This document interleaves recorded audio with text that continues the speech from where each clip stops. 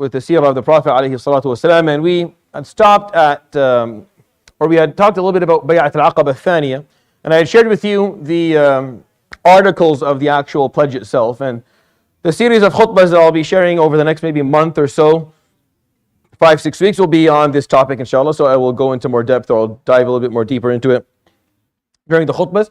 But I still think it's important as we tell this story that you realize or recognize the significance of what actually occurred.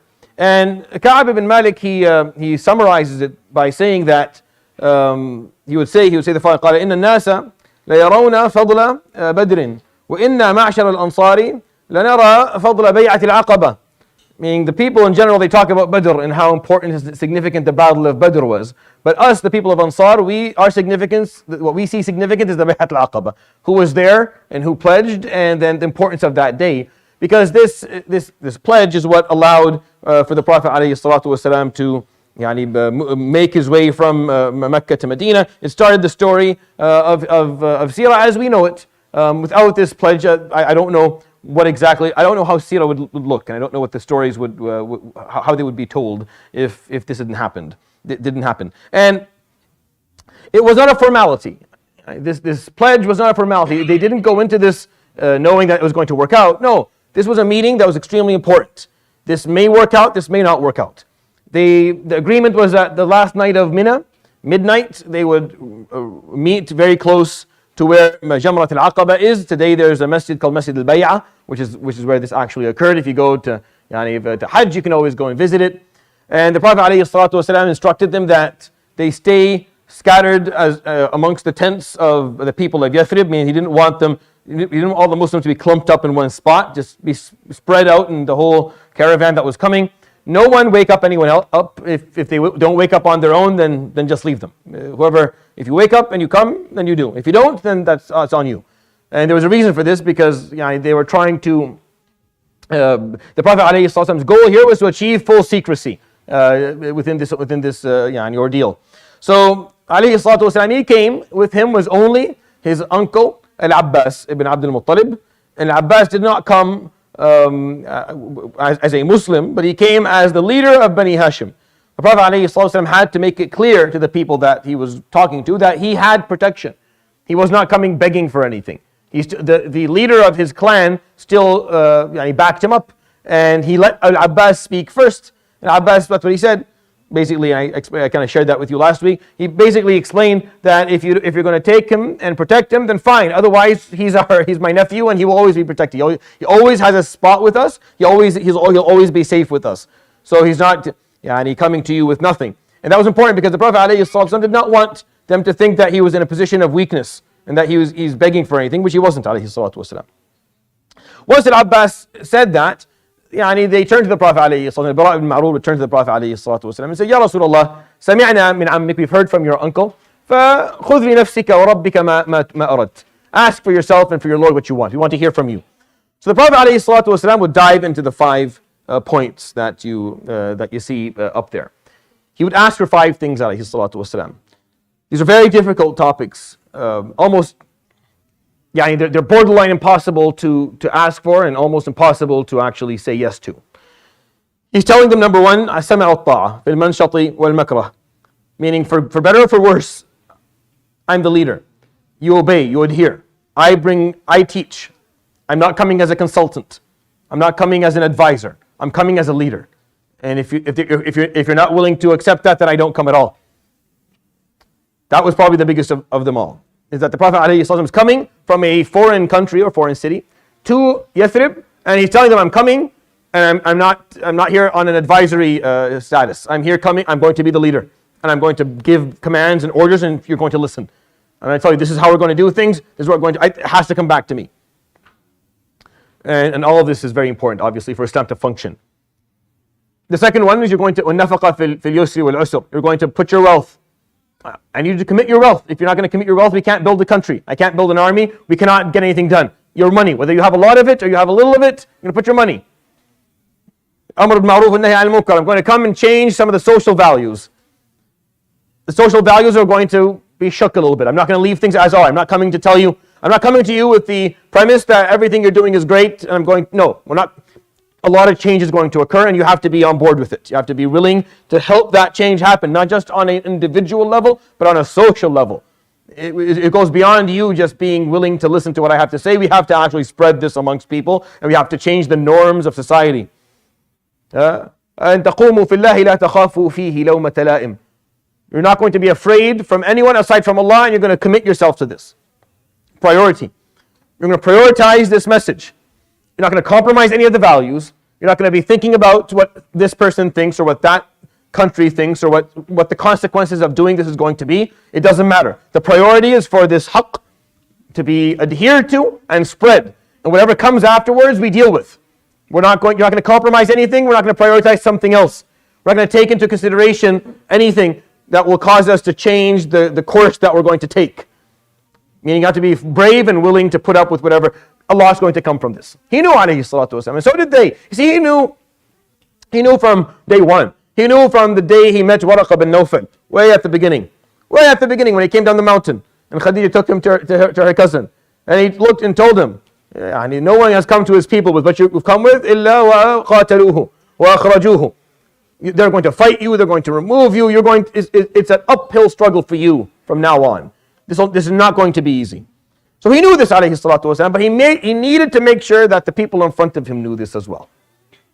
So, and the fifth one, أن تمنعوني وتنصروني كما تمنعون وتحمون أولادكم. You're going to protect me, and you're going to. And it's not about himself, his life, alayhi salatu wasalam. The concept really is protection of the message. He represents the message, alayhi salatu wasalam. He is the receiver of wahy, of revelation. If he ceases to exist, then so does Islam. So the concept really was not to protect him specifically as a person. It wasn't a selfish request. It was the idea of protecting Islam as a message. So not only are you going to prioritize this message and not care about consequences as long as you're doing the right thing, not going to compromise anything, you're going to protect this message with your lives. This is the ask that he's come to them with, alayhi salatu wasalam, is destructive. Really, in essence, is destructive of what their lives once were. Their lives won't be the same. When they say yes to this, if they do, then nothing is going to be the same afterwards. Everything is going to be different. And they knew that, and he knew that, alayhi salatu wasalam. He didn't sugarcoat any of it. He could have used a lot of, when I read this, the saying that I have up there for you, it always came to mind that there's so many other ways for him to ask this that it would be a little bit more, with softer language. He could have used softer language, alayhi salatu wasalam, for sure, and still achieve the objective with softer language. Like using the words fil manshat wal makrah, whether you like it or you don't like it. Fil yusri wal usr, whether you're rich or you're poor. لا تأخذكم في الله لومة لائم. You're not going to ever allow anyone shame you or make you feel embarrassed because you did the right, what Allah said. He could have used different language, the language that I am kind of using myself when I'm explaining this to you. It would probably make the pill a little bit easier to swallow. But he didn't. He used extremely difficult language. He was very direct because he knew what was going to come from this. He didn't know for sure what they were going to be called, but he could foresee Badr and Uhud and Khandaq and Khaybar. He knew all this was coming. He knew that if they were going to say yes, this is going to be a long journey. There's going to be a lot. You're going to give up a lot. And of course, when he was finished giving his 5 demands, someone in the group he called out, وَمَاذَا لَنَا إِن فَعَلْنَا وَمَا لَنَا إِن فَعَلْنَا. What do we get in return for all of this? In all the books of Seerah, it's just one word. لَكُمُ الْجَنَّةِ. You get Jannah. Period. End of sentence, new paragraph in the book of Seerah. No elaboration from him, alayhi salatu at all. They have to, if they're going to take this, they have to understand how clear-cut this equation is, how simple the deal is, and they have to be willing to accept it with no strings attached and nothing additional. They could have asked for more. They could have said, well, if once you pass away, who becomes the leader? We need to have the sovereignty of our city. We never want to be. They could have asked for certain things in terms of how much they wanted of fate or ghanima, of loot or bounty from battles. Or they could have asked for something, but they didn't. They didn't ask for anything. They accepted it as is, and the Prophet ﷺ was not willing to offer anything anyways. Like had they asked for anything, he would have said no anyways, alayhi salatu wasalam. They're going to ask for something, by the way. Just give me a moment and I'll tell you what it is. But he wasn't willing to offer anything because offering anything was going to be a compromise. They knew this coming in because Mus'ab had already told them, look, he doesn't compromise anything.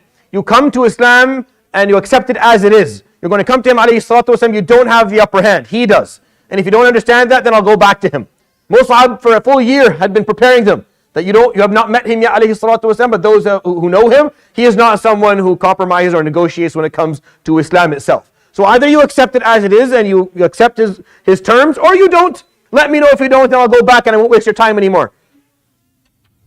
So when he said that, alayhi salatu wasalam, and it's funny, when you look at the life of the Ansar, and when you look at their stories, none of them held office of any sort. They weren't the leaders of anything. Like even after he passed away, alayhi salatu wasalam, you don't find any of their names as a khalifa or as even a governor of a province. They didn't. They all just sacrificed themselves throughout his life, alayhi salatu wasalam, and then sacrificed themselves after his life, alayhi salatu wasalam. Which is why, as before he passed away, he would repeat these ayatul iman yuhibbul ansar wa ayatul nifaq bughdul ansar. One of the signs of your iman is if you love the Ansar, and a sign of your nifaq is if you dislike the Ansar. And he would speak of them, alayhi salatu, Allahumma arham al-ansara, wa abna' al-ansara, ansari, wa abna' abna' al-ansari. He would make dua for 7 generations for them, alayhi salatu wasalam. He would speak of them with true love, alayhi salatu wasalam. He would say, لولا الهجرة لكنت امرأ من الأنصار. If it wasn't for the fact that I immigrated from Mecca to Medina, I would have wanted to be amongst the Ansar. And the reason that he said that, alayhi salatu wasalam, because of this.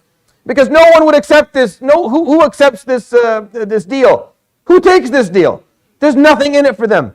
In dunya at least. There's everything for them. There's everything in it for them in akhirah. But how many people are you going to run to in life that are willing to take their part of the deal in akhirah? How many people are you aware of that are willing to take their part of the deal only in akhirah and nothing in dunya? It's a rare quality. It's a very rare quality. And the Ansar possessed it. And because they did, they are of the high status that they have within our deen. Radiyallahu anhum ajma'in. So the Prophet ﷺ said, وَلَكُمُ الْجَنَّةِ.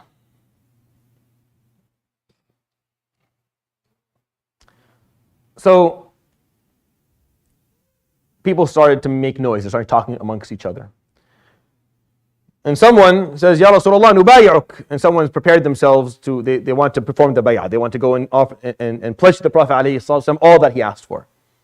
Before he did, a man would speak. His name was Abu Haytham ibn Tihan, radiyallahu anhu. When I narrated the hadith, I think last night or the night before, about him specifically, he was a wealthy Sahabi from Al-Ansar. And he had a question.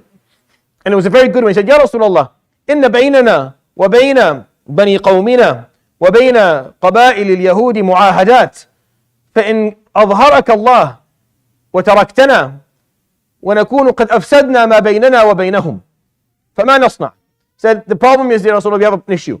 We have a lot of treaties between us and the people in Yathrib and the tribes of Ahl al-Kitab that exist. Banu Qaynuqa and Banu Nadir and Banu Qurayza and other tribes. These are the ones that are, and other tribes. There's a lot of treaties. If you come to us and we make you leader, then we are going to sever a lot of those treaties. We lose a lot of the setup that has allowed us to survive and actually function over the last couple of centuries. We're going to sever all this for you. So if it works out, let's say it works out for you and you're very successful, and then you go back to Mecca, you leave us with nothing. You leave us out dry. You kind of, it doesn't work for us. So what's going to happen when it works out to you? He was asking something different, radiyallahu anhu. He was asking, like, if you come to us and we support you, and you're successful, then what? You leave? He didn't like that idea. He thought that wasn't, you're going to leave us, and then Mecca, Medina's all ruined because of, you've severed all the treaties, and you've achieved your goal. You go back to Mecca, you build your empire, and Yathrib is a mess, and we don't have anything. So, and he had a point in it. So the Prophet ﷺ, he acknowledged and he recognized what Abu Haytham was asking. So ﷺ answered him, قال لا بل الدم الدم والهدم الهدم أنا منكم وأنتم مني أسالم من سالمتم وأحارب من حاربتم. He said, الدم, our blood now is one. والهدم الهدم, meaning I will live with you and I will die with you. I will live with you and I will be buried in Medina. I'll never leave ever again. Once I come to you, I am amongst you till the end. I will draw peace treaties with those who you have peace with, and I will fight with you those who fight you. Meaning, once I come, I'm one of you. Khalas. And that's what he knew he was committing to this, alayhi salatu wasalam. That was hard, right? He knew what was going to come. He knew that's it. This is the end. He's never going to be a resident of Mecca ever again. The place where he was born, and his father and grandfather and great-grandfather and great-great-grandfather are going back to Ismail alayhi salam, all born in Mecca.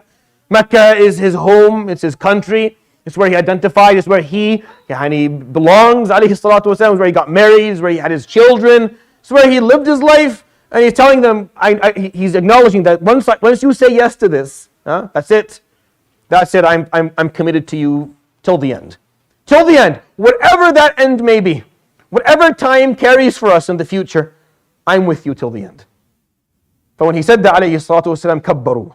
Allahu Akbar. They shouldn't have, because they're waking people up. It's the middle of the night. But they got all excited. So people said, Ya Rasulullah, umdud yadaka nubayak. Put your hand out, we want to pledge. So for the second time, people are coming, and now another person stands up. As'ad ibn Zurara. As'ad has been quiet the whole time. As'ad is the first person the Prophet ﷺ met in the 10th year, the Hajj of the 10th year. So when he came and he spoke to the 6 people who were shaving their heads, As'ad was the leader. As'ad is the one who granted the Prophet ﷺ permission to speak to them, ﷺ. Because in Arab, there's a custom to these things. You can't come and just talk to people if they don't grant you permission. So As'ad said, Fadl, go ahead, speak. He listened. He's the one who accepted, and he's the one who moved all of this. He brought Mus'ab to his home. He orchestrated the da'wah that happened in Yathrib. He orchestrated the number of people that came through the caravan. All of this was As'ad's work. Radiallahu anhu, he was the only Muslim for maybe 3.5 years, tops. Now he'll die 22, 23 years old. Radiallahu anhu. That's it. He accepted Islam in the Hajj of the 10th year. He will die less than a year after the Prophet _والسلام, makes it back to Medina. That's it. As'ad lived for a very short time. But he did enough during that time that why live longer? Why live longer? Literally everything that came after is going to be in his mizan, radiallahu anhu. The Sahaba always spoke of As'ad because of how critical his role was. So just as people were getting ready to perform their pledge, As'ad stopped and he said, no, hold on. Ruwaydan ahla Yathrib, calm down ahla Yathrib. And then he said, Inna lam nadrib ilayhi akbad al-matiyi illa wa nahnu na'lamu annahu Rasulullah. He gave a small speech. He said, indeed, we have not made this long journey on the camels, except to him, risking ourselves and risking our lives and risking his and putting ourselves and compromising our position amongst the Arab, except we know he is Rasulullah. وَإِنَّ إِخْرَاجَهُ الْيَوْمِ مُفَارَقَةُ الْعَرَبِ كَافَّةً. And today, if you say yes and he comes to you, then you are now putting yourself on the opposite rails of all of the Arab. You're accepting the animosity of the Arab, all of them. Quraysh and all those who are a part of Quraysh's allegiance, which is the majority of the Arab. So the moment you take him, you are now putting yourselves in opposition to the Arab. وَقَتْلُ خِيَارِكُمْ وَأَنْ تَعُضَّكُمُ السُّيُوفِ. The best of you are probably going to die in this process. And swords will find their way into your flesh. You're going to lose a lot. A lot is coming. This is As'ad. He's a 22-year-old young man. This is wisdom. When you accept this, you are now making enemies all across. Everyone's going to be your enemies. You're going to lose the best of you. And he was right. he was spot on. وَتَعَضُّكُمُ السُّيُوفِ. And you're going to be the swords of the Arab are going to take pieces of you. فَإِمَّا أَنْتُمْ قَوْمٌ تَصْبِرُونَ على السيوف إذا مستكم وعلى قتل خياركم وعلى مفارقة العرب كافة فخذوه وأجركم على الله عز وجل. So either you are people who are perseverant and you're going to put up with the fact you're going to lose the people that you love. You're going to be the enemies of the Arab. They're going to bring war to you. And if you're ready, then take them. And your ajr and your reward will be with Allah subhanahu wa ta'ala. وَإِمَّا أَنْتُمْ قَوْمٌ تَخَافُونَ من أنفسكم خيفة فذروه فهو أعذر عند الله. Or you are people who have a little bit of hesitation and doubt, and you fear the Arab, and you fear what may come, then it's best for you to leave him. and at least you can tell Allah subhanahu wa ta'ala that we didn't give our word and then go back. You can't give your word to him today and then go back.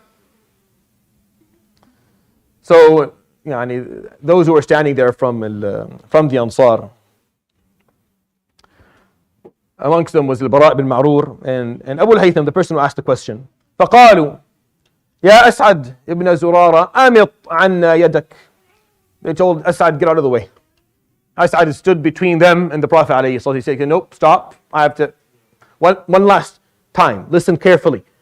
If you do this,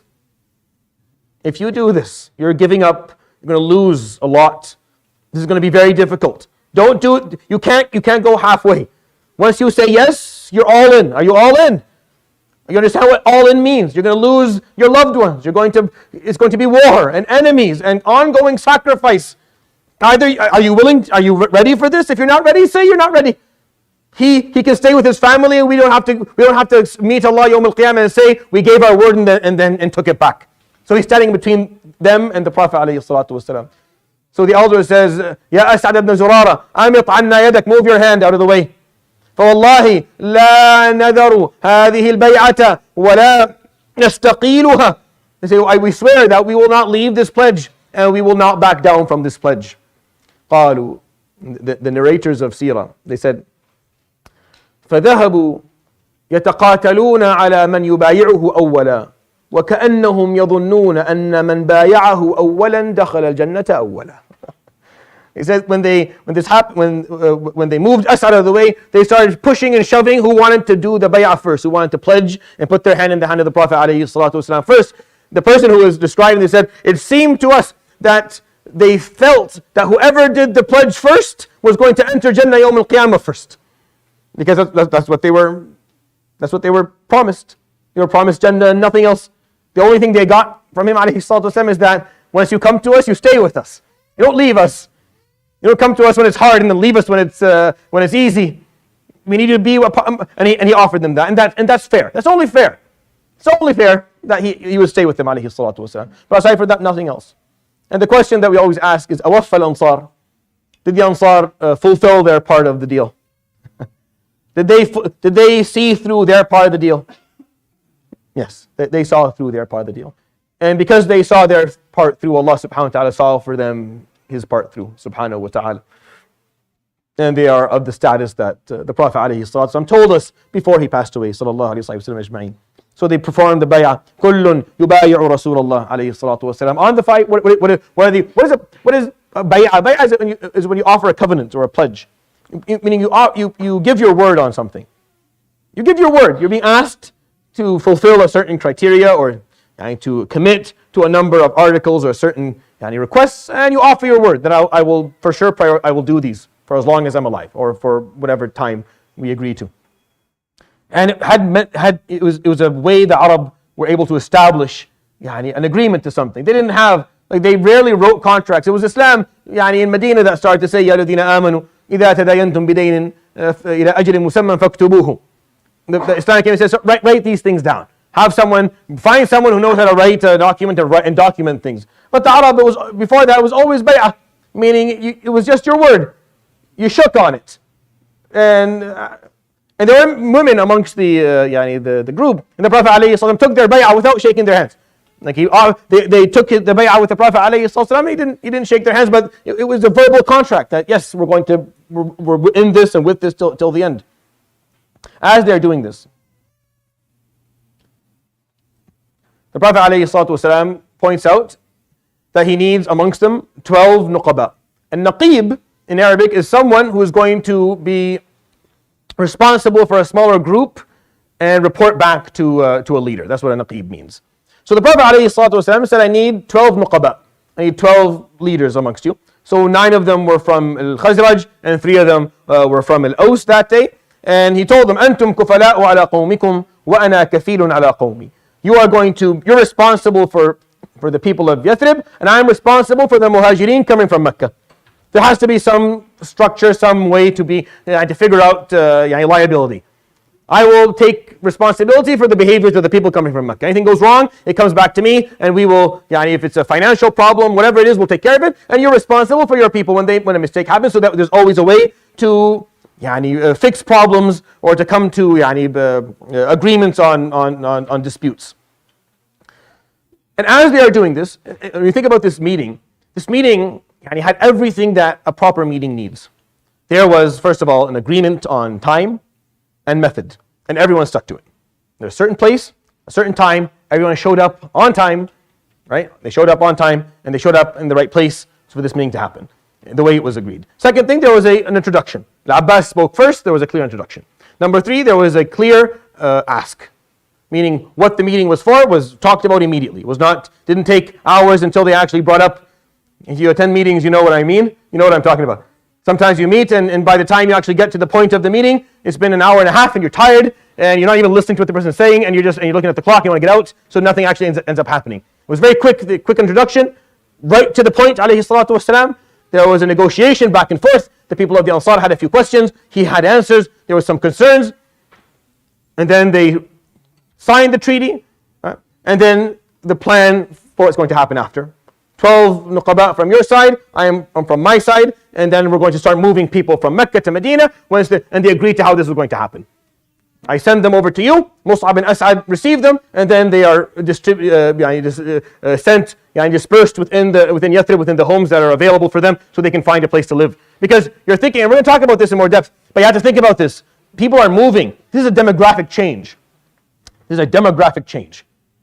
Hundreds of people are going to move in a very short period of time from one city to the other. Back during a time where this was not easy. We didn't have the, even in the times we live in today, a little bit of a small migration of people from the GTA to this city will tanked it.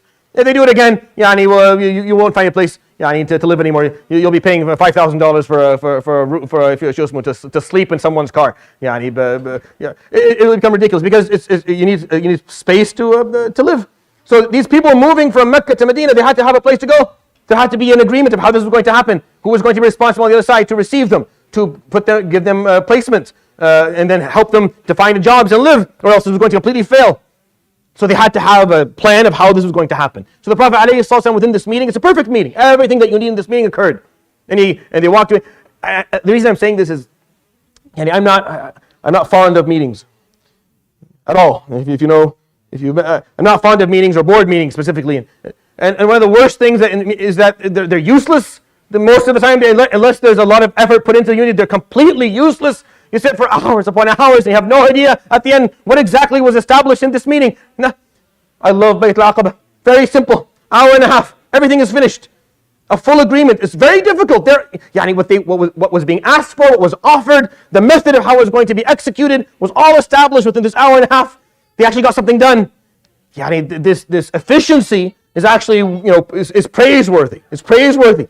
And I, especially the younger brothers and sisters who are growing up, as you kind of become a little bit more involved in the community and you start being put on, smaller boards or any committees or what, make sure that this is something that you take into consideration and you think about long and hard. Make sure that your meetings are effective and efficient and actually things come out of them, or people will stop wanting to be a part of them, and it'll actually tank the work of whatever organization, whatever initiative that you're trying to launch or improve. As they were finishing it all up, a man standing on a mountain or a small hill would scream. He would say, "Ya Ahl Quraysh, Muhammadun yubayi'u an-nas ala qitalikum." Muhammad is pledging with people to kill you, to fight you.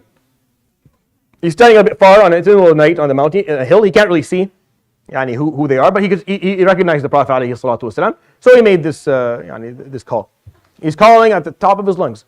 So the Prophet ﷺ tells people, everyone back to their tent, back exactly where they were. You'll find this in the books of Seerah. It's narrated and I like to share it. And then one of the Ansar, or a few of the Ansar, said, "Ya Rasulullah, anaghiru alayhim bi asyafina fil layl." People are all sleeping. Do we just take our swords and just go after the mushrikeen, especially the people of Mecca who have been trying to kill you for the last 13 years or 12 years of your life?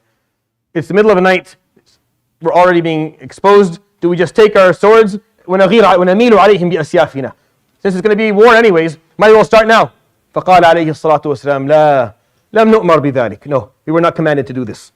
That's not a part of what I was taught to do. So no, we don't go after people sleeping in their beds, in their cities.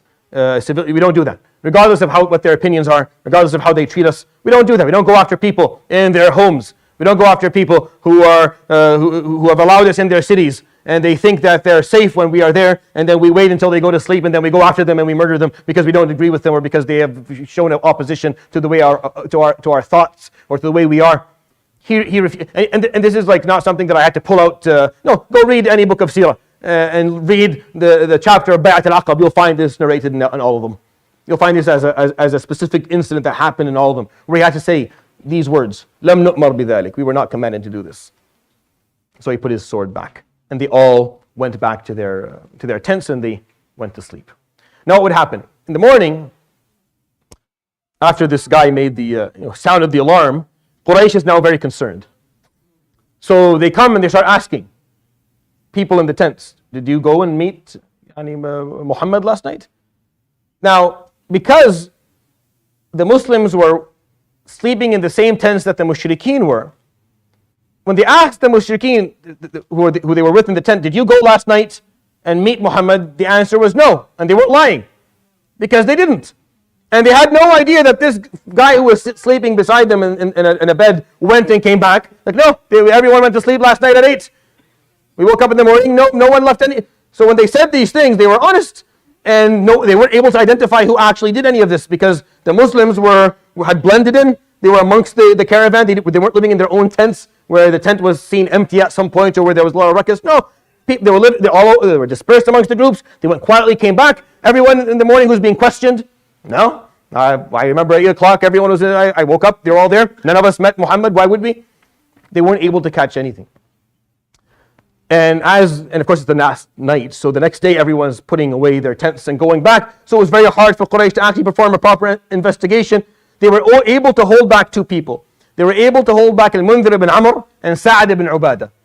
Right? They were able to hold them back, and they were able to point out that no, you did something last night. We have evidence, someone saw you, they were able to hold them back. And Mundhir ibn Amr was able to get away and leave. Sa'ad wasn't. They beat him up. Sayyidina Sa'ad ibn Ubadah, one of the leaders of al-Khazraj. They beat him up and tried to interrogating him, trying to get him to explain what happened, because they didn't know what happened. And they wouldn't know, by the way, what happened until at least a year later. Like, the Quraysh would not come to conclusion of actually what occurred that night until it became obvious to them from the numbers. When it was observable, the number of people who had left Mecca and now were residing in Medina, but they couldn't find out beforehand. So they kept on beating him up, interrogating him, trying to get him to admit. And Abbas ibn Abdul Muttalib would come by and see Sa'ad, basically cuffed and held. And he came and told him, أليس من أحد في مكة ممن تمر تجارته عليك? Is there no one in Mecca whose caravan comes by your area that you basically protect? فقال بلى, yes there is. فقال كلمه, go to this person, ask them for their protection, or ask them to intervene. So he did. Sayyidina Sa'ad. He spoke to one of the leaders of Mecca whose caravan would come by his route all the time, and he asked for help, and the man would come in and set him free, and Sa'ad ibn Ubadah would make his way back to Yathrib. Up till now, that's his name. It's called Yathrib, and the whole issue would get lost. They wouldn't be able to figure it out. But because of this alarm that was sounded that night from this gentleman, they became much more serious about assassinating him, alayhi salatu wasalam. Meaning the conversation about killing the Prophet alayhi salatu wasalam went from being, we have to get this done at some point, we have to fix this problem, to we need a plan. We need an actual plan to get rid of him. And he knew that, alayhi salatu wasalam. So for the next 7 to 8 months to a year, he has to stay very low, alayhi salatu wasalam. He has to stay out of sight, and he has to lay low. At the same time, he has to coordinate this massive immigration from people from Mecca to Medina and make sure they get there safely. And these are the three objectives of this migration. He has to make sure that there's safety of departure. He has to make sure that the person who's leaving Mecca can leave safely. Because once Quraysh catches someone who's trying to leave, they're going to deprive them from leaving. Quraysh will kill people on the way out, and they did. And some people, that's what happened to them. Right? But the majority made it, but some people, it didn't work out. This was not a bulletproof plan, but for the majority, it did work. He had to make sure that the road was secure, that on the way they were not going to be kidnapped or enslaved or murdered. And then he had to make sure that when they got to Yathrib, they were going to be stable. They were going to be able to actually live where they were going. Their destination, they had a place for them to stay. It's not like today where you can just, if you have a little bit of money, you can go rent a motel or a hotel and take care of yourself for a couple. No, that's not how this works. You're going to a city that's not that big. It's not that successful financially. So they don't have a lot of extra places for people to live. There has to be that stability. So these are the three elements the Prophet ﷺ is going to be working on. He ﷺ himself is going to be the last person to leave Mecca. Right? Because if he leaves first, it's like he's leaving all of his followers behind, ﷺ, and he would never do that.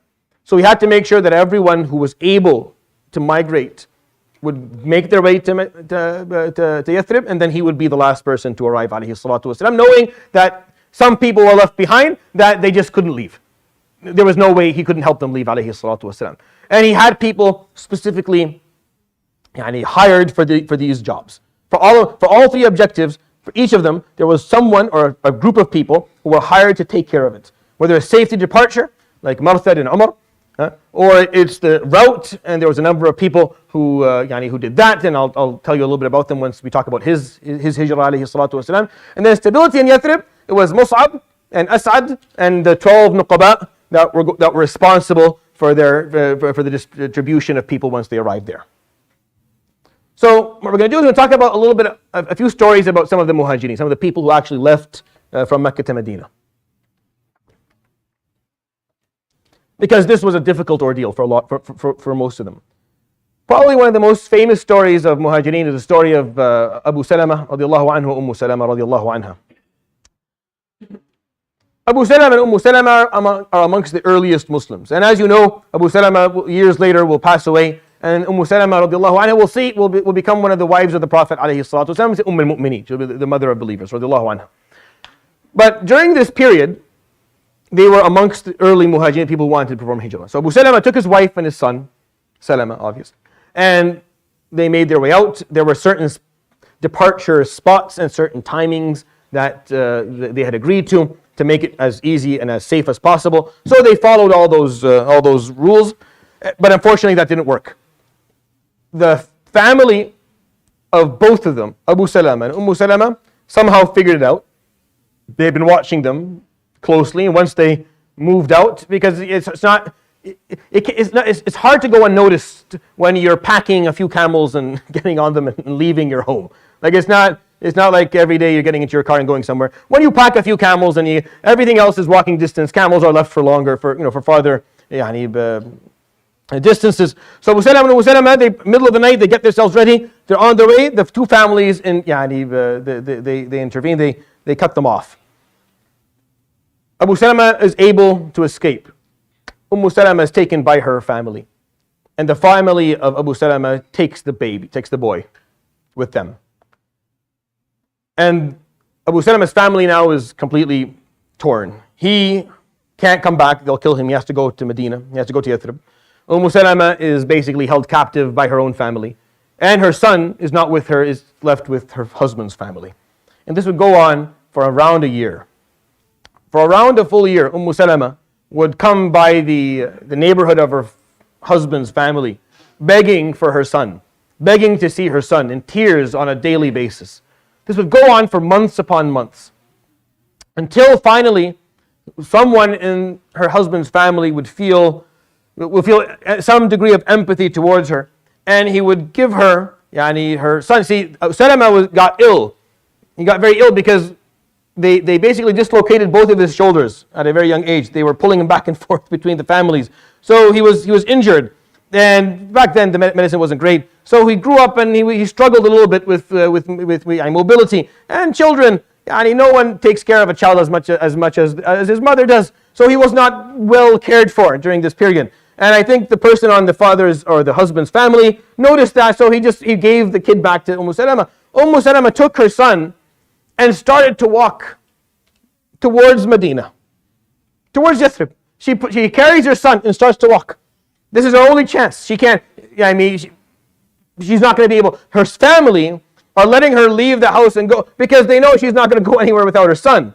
That's why she's able to leave. But now that she has her son, her family will never let her leave. So this is their only chance to make it to Yathrib. So radiallahu anha just begins to walk.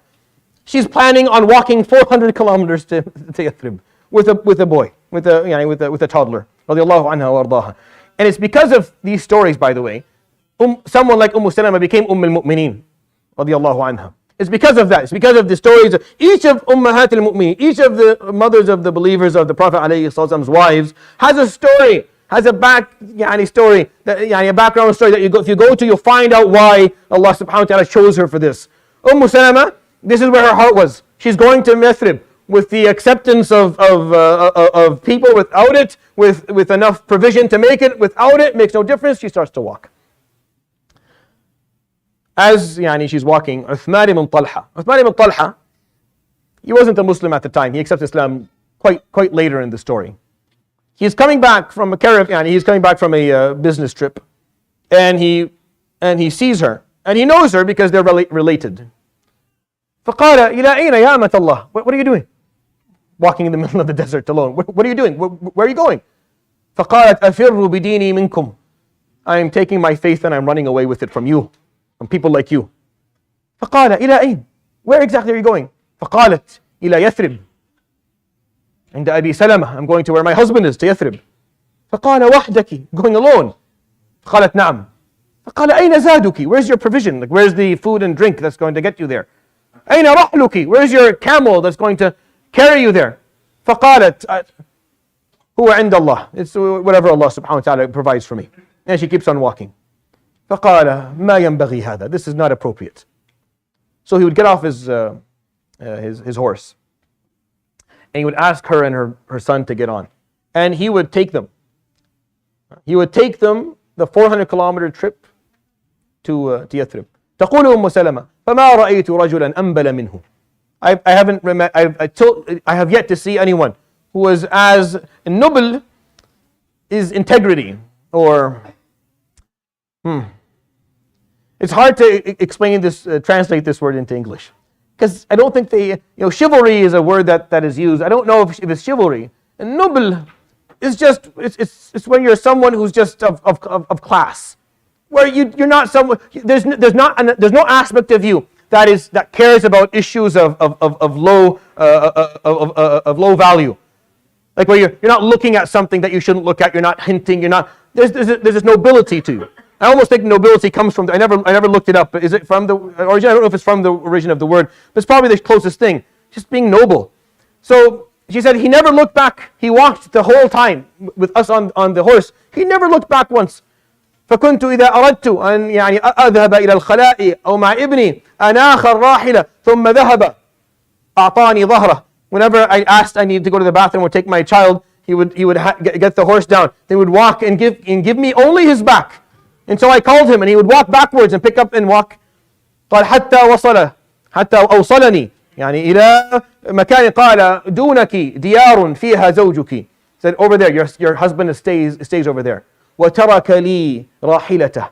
And he kept me on the horse. وعاد, and he went back. He figured it out. I don't think he walked back. He figured it out. There's different stops on the way. يقول أهل العلم فما يشك منا أحد ولا شك من الصحابة أحد أن بسبب هذا أسلم عثمان فيما بعد. That people had no doubt in their minds and their hearts that because of this act of nobility that Uthman showed, Allah subhanahu wa ta'ala granted him hidayah at the end. Because Uthman was not someone who was very interested in Islam. Actually,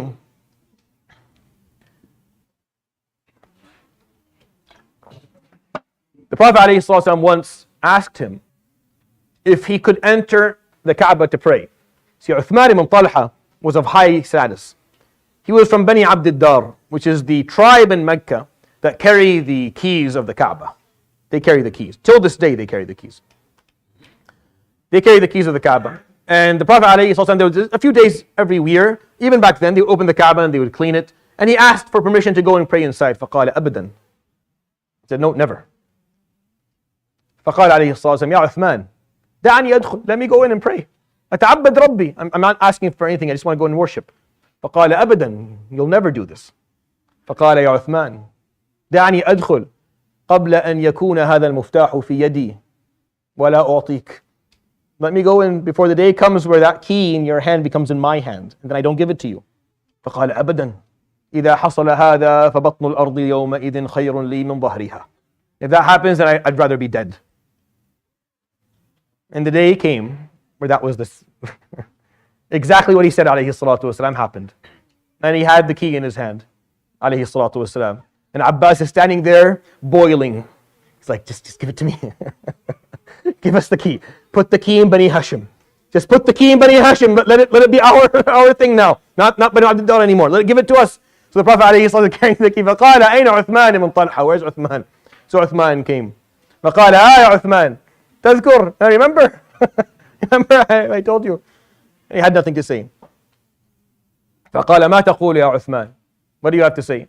Uthman gave his shahada. أشهد أن لا إله إلا الله وأنك عبده ورسوله. So the Prophet عليه الصلاة والسلام threw the key to him. فقال هي في يدك ويد بنيك لا يأخذها منكم إلا ظالم. It will be in your hands, in the hands of your lineage, only, or of your children. Only an oppressor will take it from you. And that's why till this day, no one has taken it away from them, out of fear of the words that the Prophet ﷺ has said. So every year when they go and open the Kaaba and the Ghasil, there's always some dude standing there who doesn't really belong to the royal family or anything else. He's just the representative of Banu Abdiddar, who still till this day carry the key of the Kaaba. And that's why it's out of his nobility, radiallahu anhu, that occurred. Another story of, there are different types of immigrations. Some of them immigrated, it was very easy. And I'm telling you the stories of those that their migration was not. That when they moved from Mecca to Medina, it was not an easy ordeal for them. It was very difficult. Suhayb al-Rumi, his name is Abu Yahya. They call him a Rumi, Suhayb ibn Sinan, but he is not Rumi at all. It's funny. Suhayb is actually fully Arab. But when he was a kid, and he came from one of the tribes, Bani Kilab, that lived in the northern part of the Arabic Peninsula. And his mother and her friends, they went on a picnic, and basically they were raided, and all the children were basically stolen from their mothers and sold as slaves. And amongst them was Suhayb. Suhayb was a full Arab on both sides of his family, but he was taken from his mother when he was maybe 4 or 5 years old. And he was sold to someone living in the part of the Roman Empire. But he always knew that he came from this land. So when he was able to break loose, he broke loose. And he made his way back to his land. But unfortunately, he was enslaved again. And he was brought to Mecca. And he had to buy himself out of slavery. Again, he had to do it twice in his life, radiallahu anhu, Sayyidina Suhayb. And because he lived most of his life in parts of Turkey or Syria today, they didn't really speak Arabic there back then. So his first tongue or his first language was not Arabic. So when he spoke Arabic, his Arabi was broken. You could hear like Salman al-Farisi, for example, and Bilal al-Habashi. Their Arabic, you could tell he's not from around here. They don't speak perfect Arabic. So Suhayb was called Suhayb al-Rumi because he came from that part of the world, and he had an accent in the way he spoke, but he was not Rumi in terms of his background. So he bought himself out of slavery in Mecca, and he established a business for himself, and he became wealthy. And they allowed him, and he got married within Mecca, and he had children. So Suhayb is a story of a person who was extremely hardworking.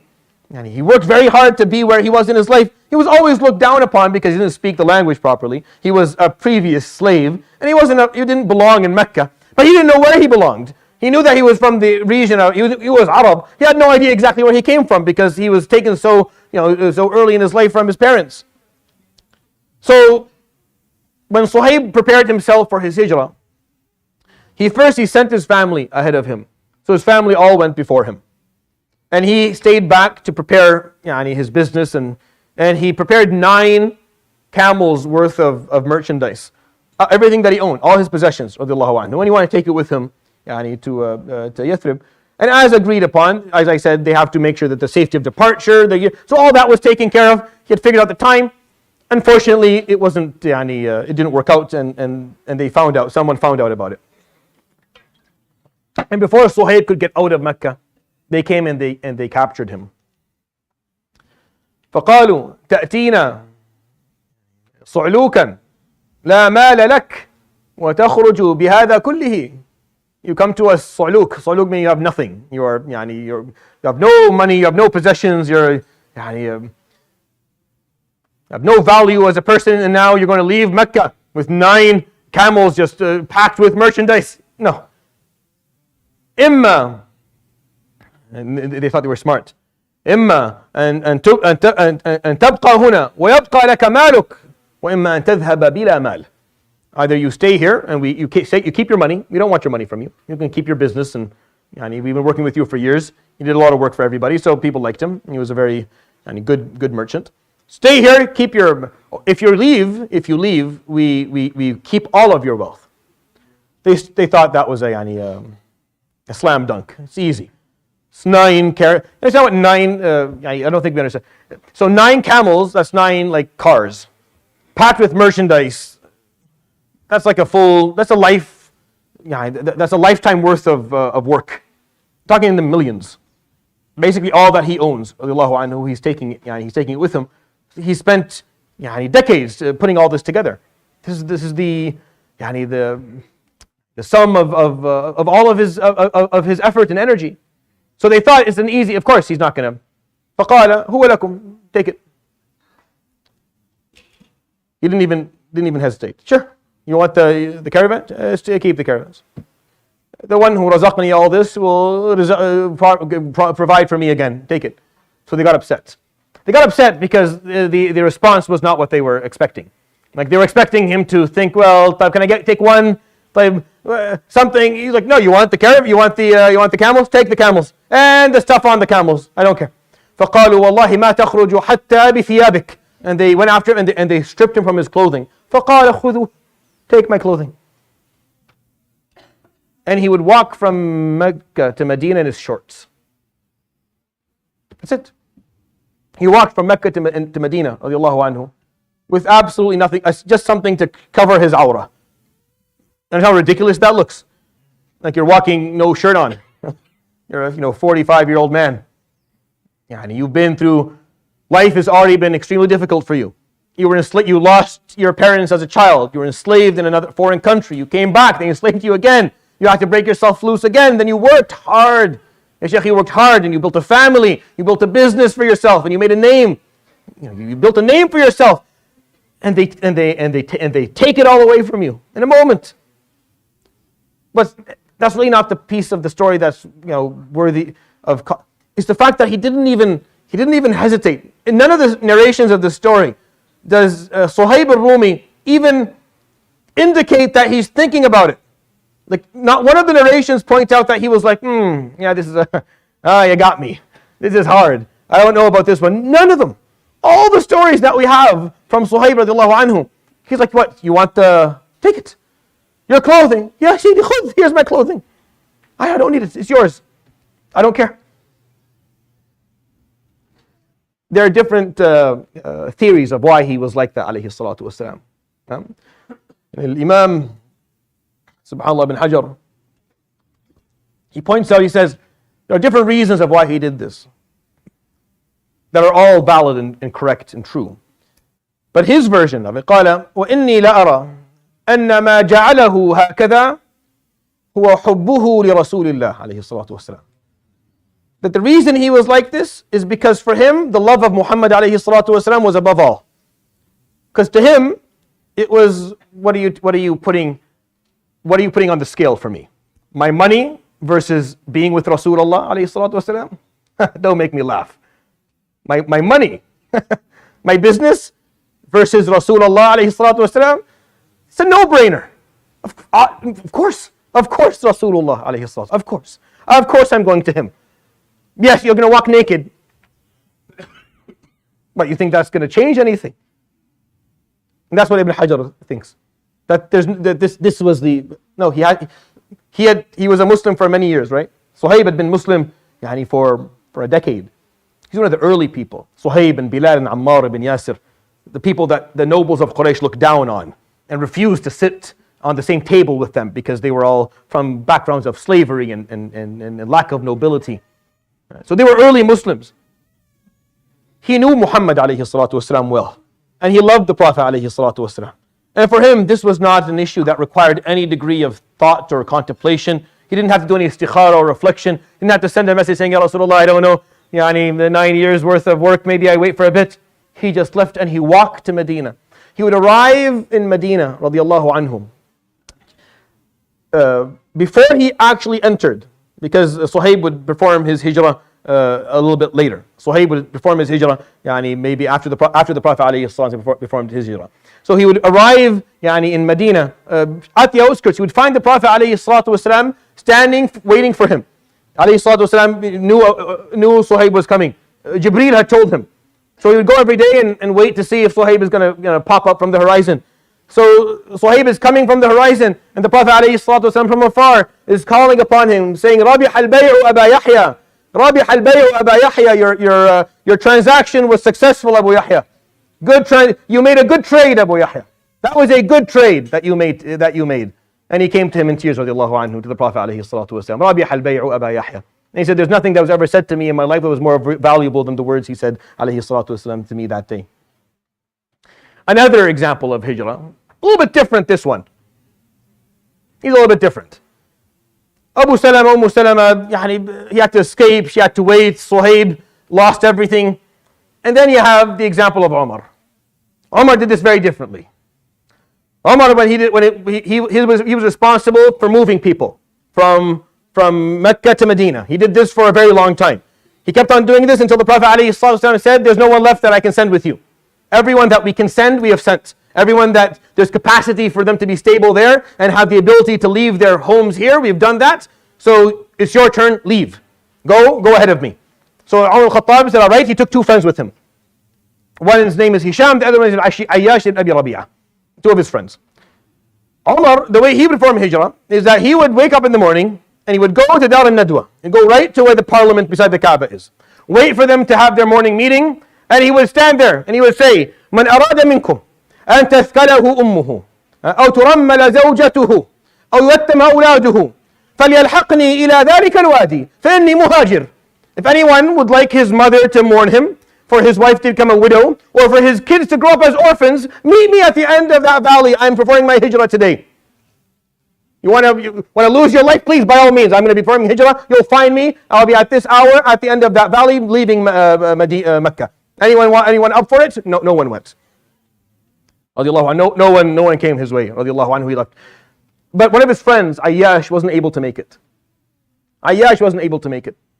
He was held back. He kept on telling him, come with me, don't. And he's like, my family, my kids, but they didn't let me take my wife, my kids, I'm scared. تعال معي. If you stay, يفتنوك في دينك.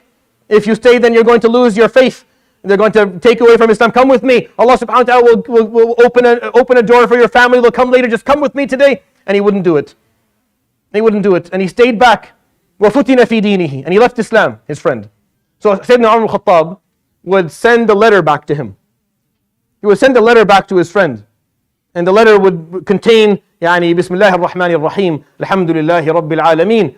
And he would put within it verses from the Quran that have قُلْ يَا عِبَادِيَ الَّذِينَ أَسْرَفُوا عَلَىٰ أَنفُسِهِم. When this was revealed later in Medina, he would send it back to him. لَا تَقْنَطُوا مِنْ رَحْمَةِ اللَّهِ. When this verse was revealed to the Prophet ﷺ, Umar took a piece of paper and he wrote it down. From Umar al-Khattab to his friend Ayyash.